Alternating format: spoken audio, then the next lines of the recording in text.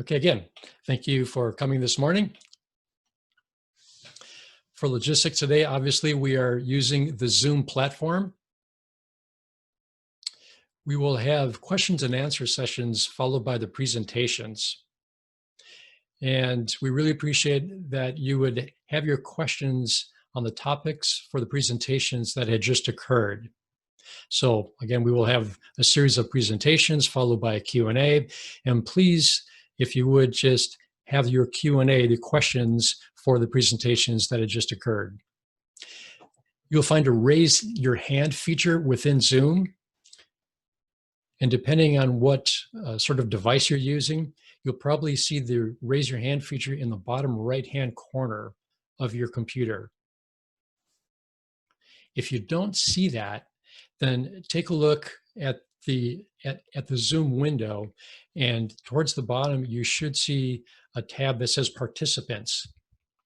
And click that and find yourself. And then there should be a feature if you hover over your name where you can raise your hand. So when we go to the Q&A sessions, use that feature to raise your hand, and then we will unmute you so that you can ask your question. We're going to have a 10-minute break about midway through the presentations today. And then after all the presentations and the questions that come after those presentations, then we'll have some more time for Q&A at the very end. These presentations will be posted on our website, not only the PowerPoint presentations, but also a video recording of the presentations. So you can take notes and so forth, but again, everything is going to be posted online afterwards. A summary for today's workshop discussion includes presentation 1, which is presented by me, Chris, and obviously we'll be doing an introduction, and then I'll talk about the goals of today's workshop, and then some background information.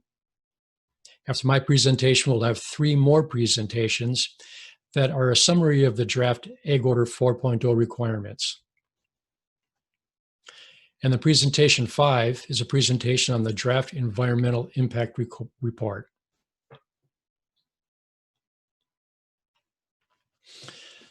The goals of today's workshop is to provide a summary of the draft order and the draft EIR. And we're doing this to help you, stakeholders, understand the documents that we are seeking public comment on. Your public comments are due on June 20th of this year by 11:59 p.m. And you could email your comments to this email address, agnoi@waterboards.ca.gov. Note that we're not responding to comments today, and we're not recording comments, but rather we're answering questions, again, to help you understand the requirements that are in the draft order.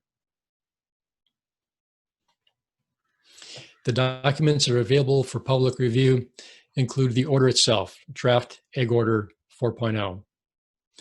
Attachment A, which is additional findings and regulatory considerations, excuse me. Attachment B, which is the monitoring and reporting program. Attachment C, which is acronyms, abbreviations, and definitions. And then the draft environmental impact report, or draft EIR. If you're interested in just understanding what the requirements are, let's say you're a grower and you just want to understand what we're proposing with respect to the requirements, I really suggest that you take a close look at the draft agricultural order document, and then attachment B, the monitoring and reporting program.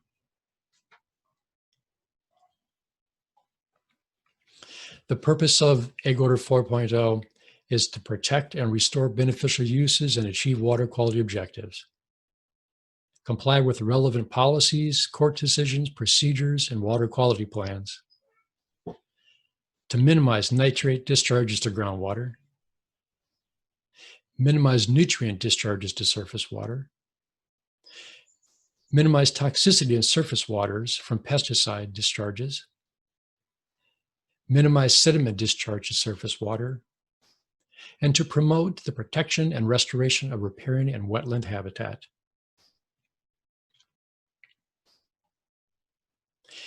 If you've been following development of AgOrder 4.0 in the past few years, you'll recognize these 5 tables that we have been referring to as the draft requirement options tables. There's the irrigation and nutrient management for groundwater protection series of requirements, irrigation and nutrient management for surface water protection, pesticide management for surface water protection, sediment and erosion management for surface water protection, riparian area management for water quality protection. So not only have we been talking in terms of draft requirement options in these options tables, but the draft order, the draft monitoring reporting program, which is attachment B, and even today's presentations are arranged sequentially this way through these options tables. I'm going to talk for a moment about the general structure of the order, and I'm going to mention a few key phrases that I really suggest that you listen for during today's presentations and also take note when you're reviewing the draft order. Phase and priority areas. Requirements begin according to your ranch location. Phases refer to groundwater-related requirements. Diane will be talking about phases. Priority areas refer to surface water and riparian-related requirements. Elaine and Paula will be talking about priority areas. So again, listen carefully for these terms, phases and priority areas. Targets and limits. Targets and limits are numeric indicators of compliance. They are a number.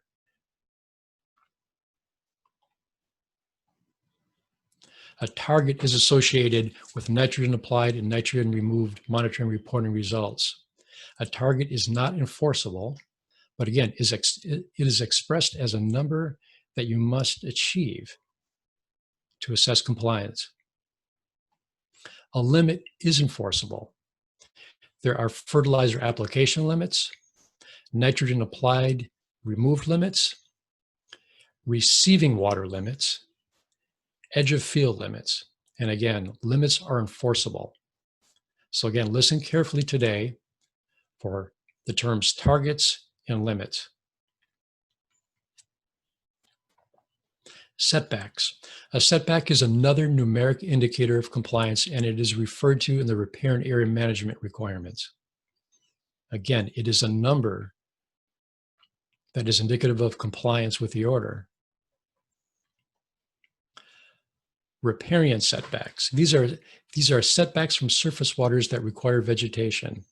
It is a distance away from a surface water expressed as a number in feet. An operational setback is a setback from a surface water that does not require vegetation, but again is expressed as a number in feet in distance away from a surface water. So listen carefully when Paula is talking about setbacks. Time schedules. There are groundwater-related time schedules for when targets and limits must be achieved. There are surface water-related time schedules when the limits must be achieved. And there are riparian habitat time schedules when the interim and the final targets must be achieved. So listen to the time schedules and how these time schedules are associated with these different targets and limits.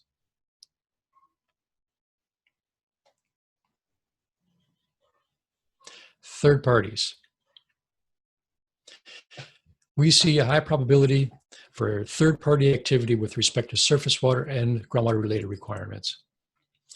But note that third parties offer a means of compliance with the order and not an alternative to the order itself.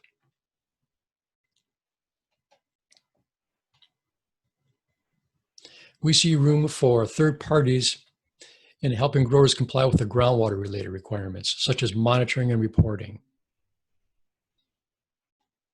And the same with surface water for monitoring and reporting, as well as follow-up planning and implementation. Listen carefully when Elaine talks about follow-up implementation and reporting, when she talks about the surface water-related requirements. And then Paula will be talking about the cooperative pathway for the riparian habitat-related requirements. Again, we see a high probability of third-party activity here, particularly with a cooperative pathway. The next steps after these workshops is, of course, to receive and review your comments. The comments are due on June 20th. Following that, we will have a series of public board meetings. At this time, we anticipate that there will be 4 separate days of board meetings that will probably occur late this summer. You may recall that we were originally planning on having 4 board meetings in May, but then of course with the COVID-19 pandemic, we had to postpone those meetings.